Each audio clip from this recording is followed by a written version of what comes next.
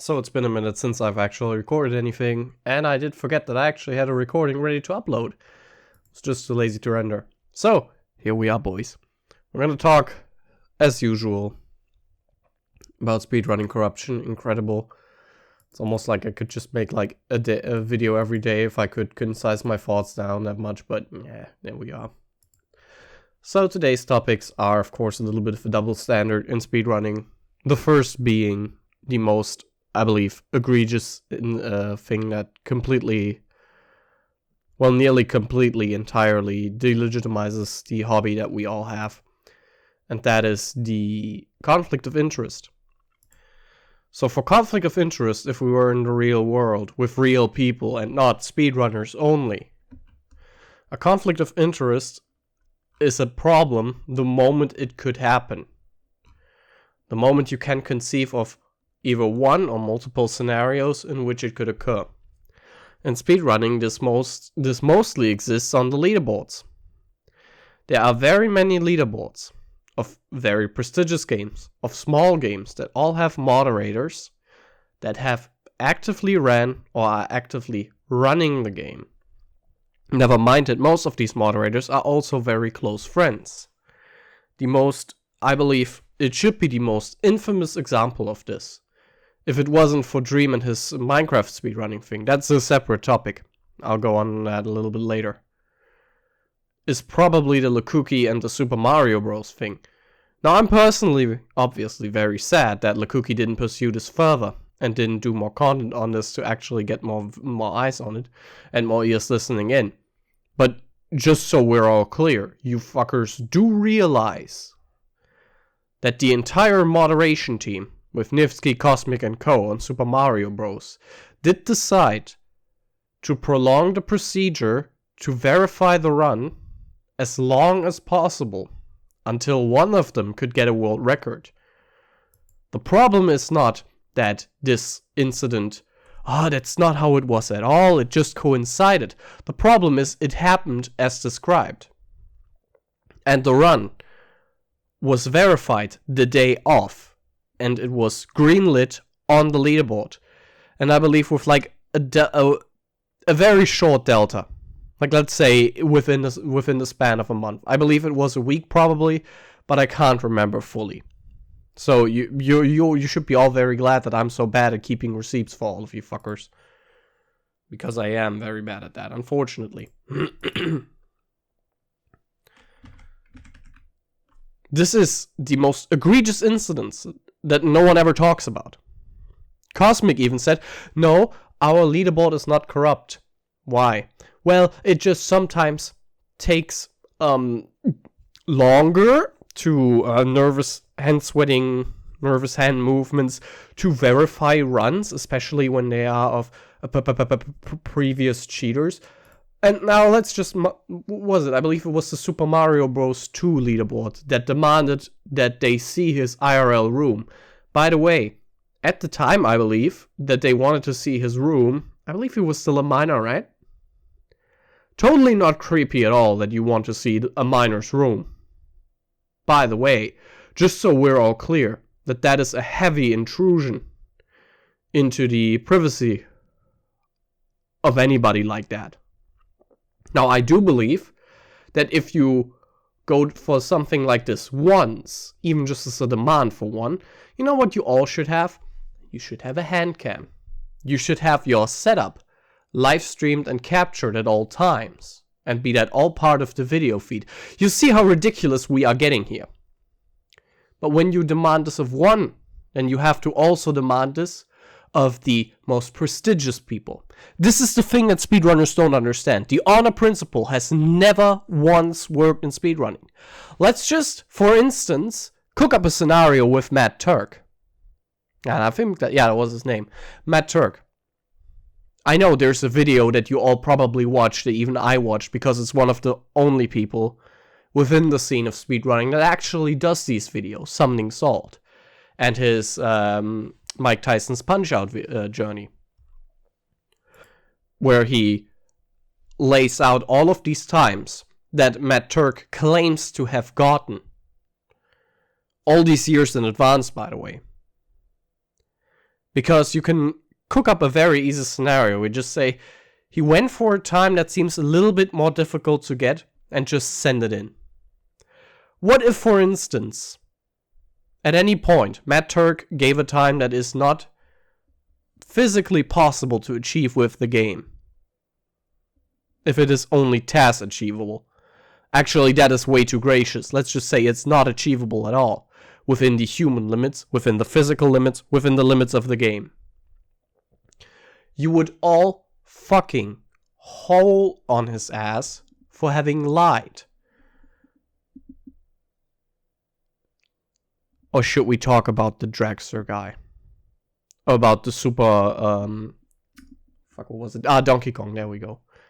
Should we talk about these two people? Oh no, you don't like these two, so I don't need to cover them, right? I don't need to talk about them.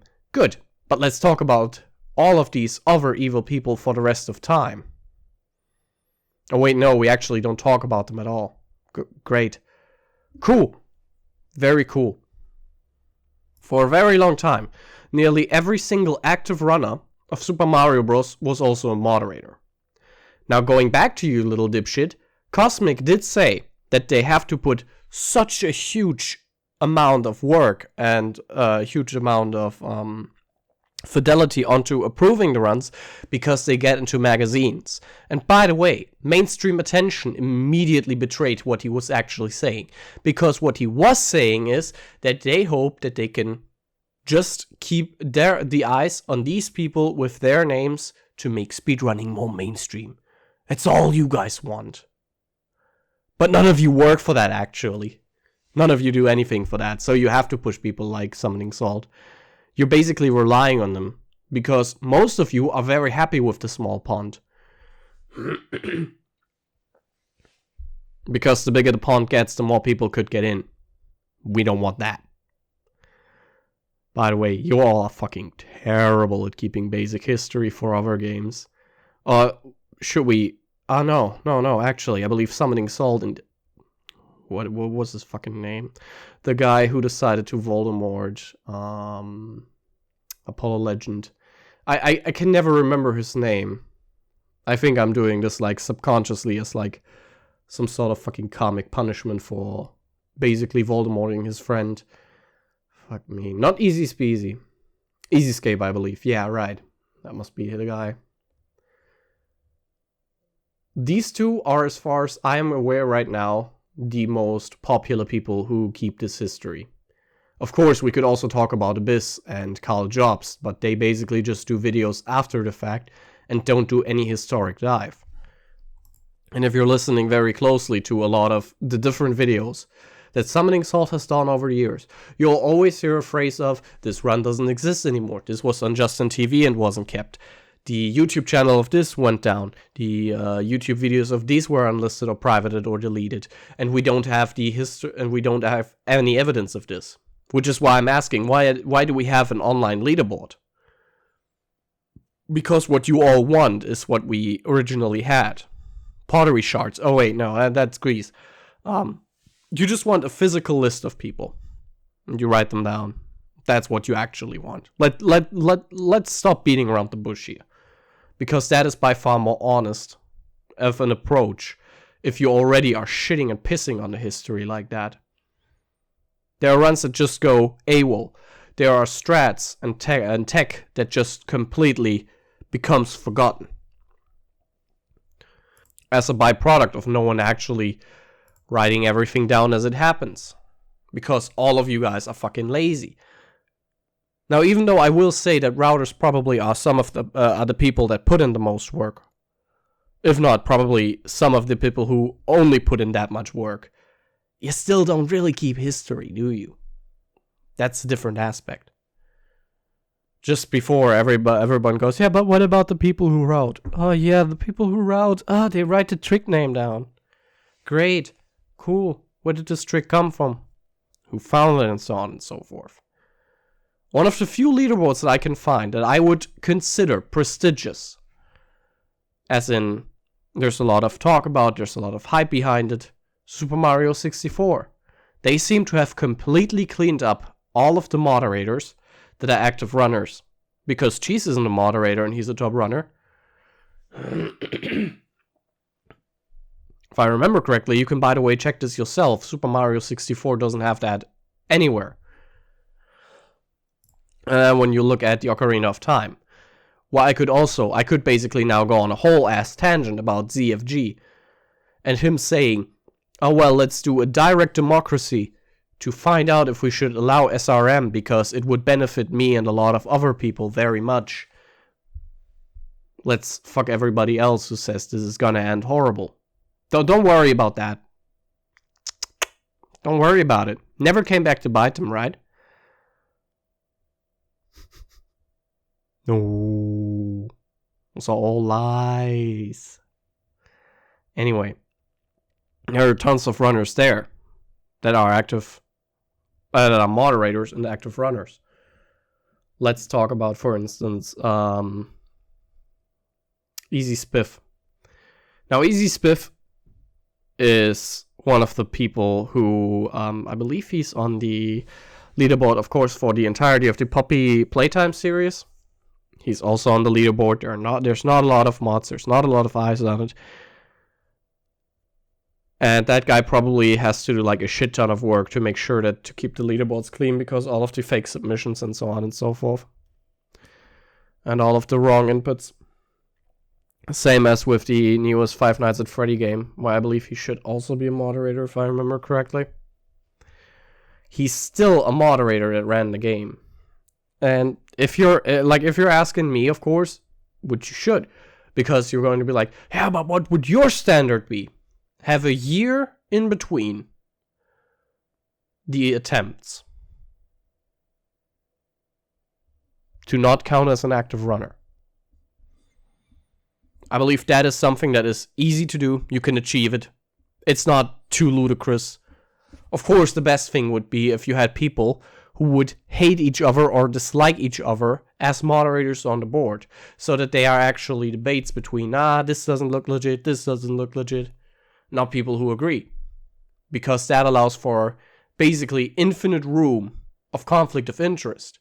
Where basically the whole mod team sits there, are all friends with each other, like, nah, we'll not let that through.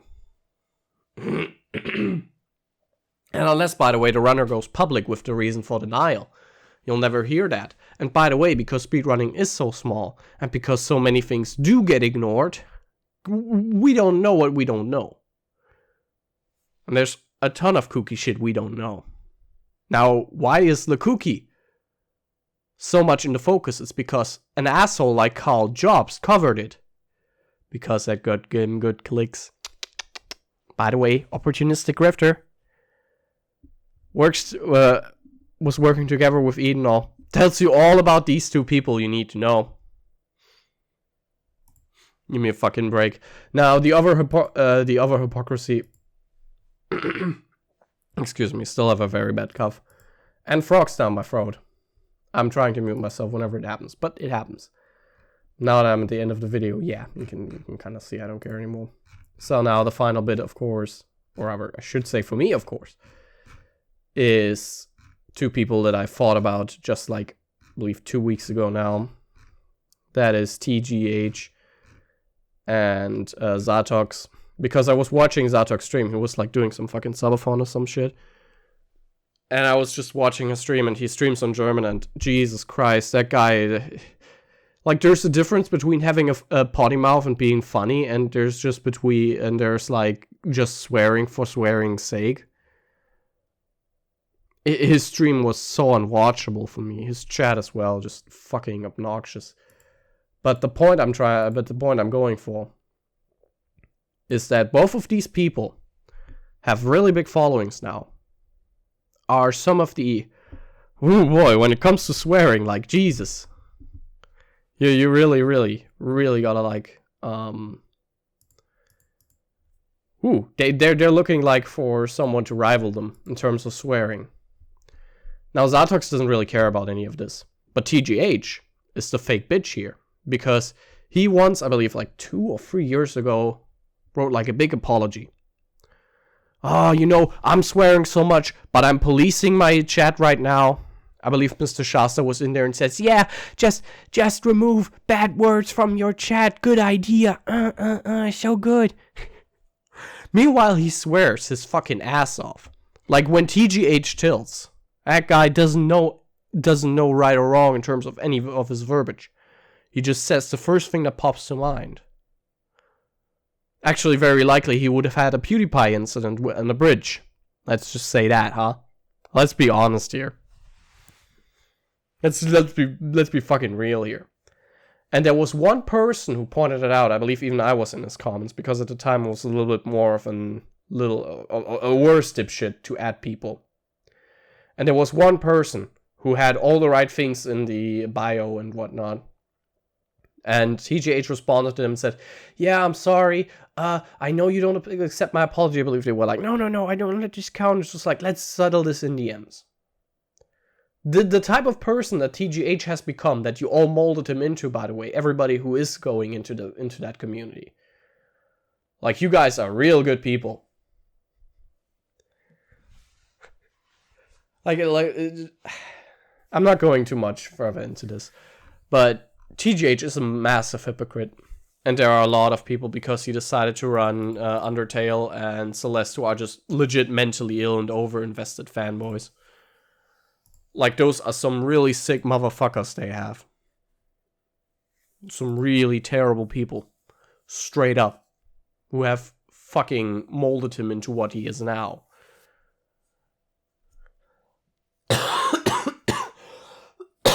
Oh my god.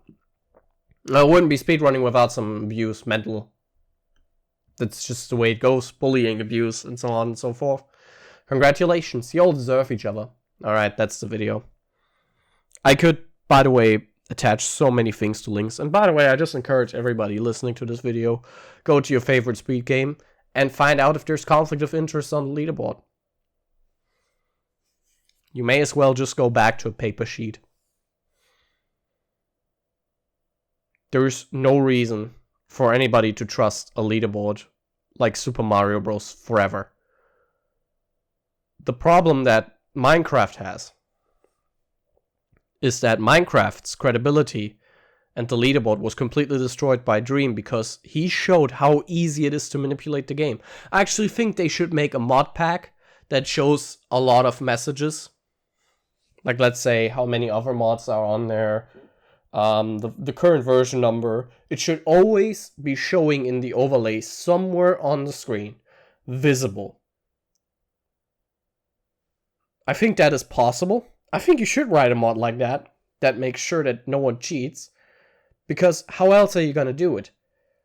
Like, you would basically have to stream your installation of Minecraft by this point, freshen you and do a speedrun. And you have to delete it at the end of the day and reinstall it at the start of the next day to ensure no one cheats. If you think that's too much, by the way, guys, it is so easy. You just need, Notepad++, and you can edit the entire game. That's all you need to do. That's all you need to do to cheat in Minecraft. Why are you still trusting that game? Why was there a fucking event from ESA for it, when it has been easily shown how fucking simple it is to cheat in it? How fucking disgustingly easy it is. Thanks, Ian, all, by the way. You all should be very glad that the number one thing ya fuckers keep the most quiet about is cheaters, abuse, and so on and so forth in speedrunning. Because if you just think about how easy, and I can just repeat this ad nauseum, it is so fucking simple. You need to look at the values. You can look at them probably somewhere, there's probably like fucking old Google Sheets or Sheets in general telling you which values you need to manipulate. And boom, you have it. Congratulations. It's a cheated run. That's how fucking easy it is. And all you're going on is the principle of trust. No, we trust each other. When it was very clear from many leaderboard submissions from back in the day, like way back when. Way before all of the recordings were so feasible. Yet there were tons of people who were abusing that to the fullest. Like to the maximum degree. And y'all still believe it. Incredible. Incredible. Speedrunning is truly fucking so above it all. Because no one cares about it. Congratulations.